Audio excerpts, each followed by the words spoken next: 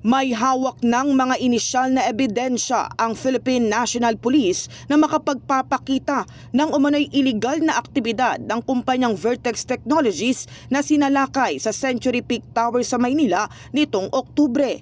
Ayon sa PNP, nakita sa nagpapatuloy na digital forensic examinations ang operasyon ng umano'y love scam at cryptocurrency scam gamit ang mga nakumpiska nilang IT equipment.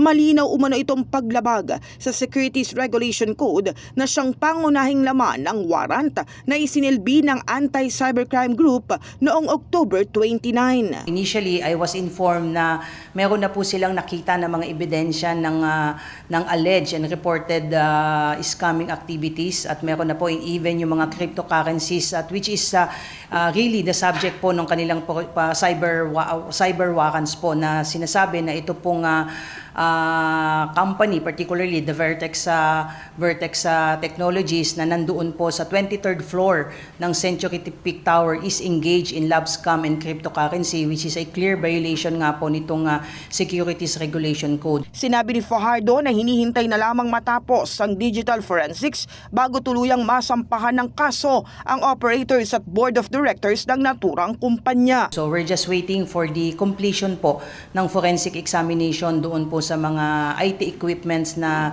na-recover po for purposes po ng pagsasampa po natin ng kaso laban po doon sa mga operators and mga board of directors po ng nasabing kumpanya.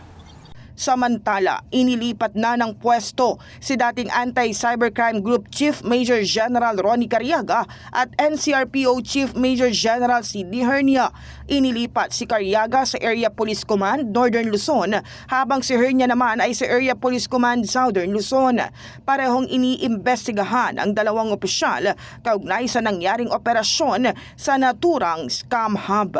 In the heart of changing lives, ito si Brigada Kath Austria ng 105.1 Brigada News sa Manila, The Music News Authority.